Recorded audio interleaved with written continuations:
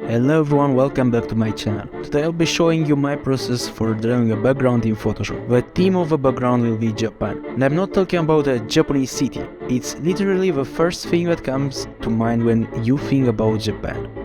So pack your bags and let's go to a trip. Before we start, we need to get in mood by listening to some chill Japanese music. Let's begin. As usual, I spend some time surfing on Pinterest and gathering images that I like. Once I have a pinboard, I am ready to brainstorm some ideas. I really liked the idea of having a Japanese shrine with a bridge near a lake, and that's exactly what I did. When it comes to painting a background, I always start by setting a horizontal perspective line. If needed, I add more perspective lines depending on the case. There are a lot of ways to recreate a scene, such as working with 3D software and tracking the building lines.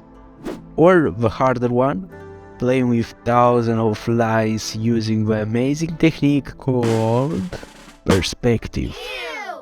After the initial sketch was done, I cleaned it up and added more details. For the final outline, I just redrawn everything with more precise lines. This step can be boring and time consuming, so I will just fast forward through it. When it was done, I decided to add a samurai looking at the mountains from the background, just to make the entire scene more interesting.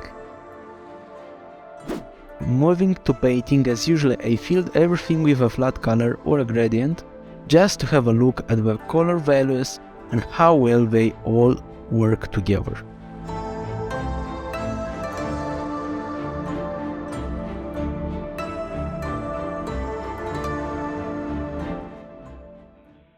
When the filling stage was done, I moved to adding shadows with a multiply layer and highlights with overlay. This is my favorite step because here you can give more life to every element by having a realistic texture. For texturing, I use different brushes that allows me to speed up the process and get a more interesting result. If you are interested in what type of brushes I'm using, just contact me on Discord and let's talk.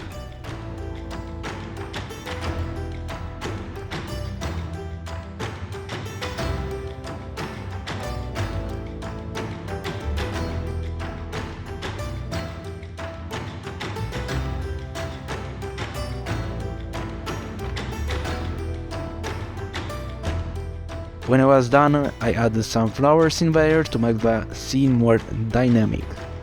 And with a little bit of color correction, we reach to the end, and this is the final result. I really like how the composition looks overall. I'm waiting for your thoughts in the comment down below.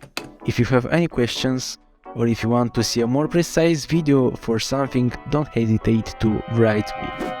See you next time, peace.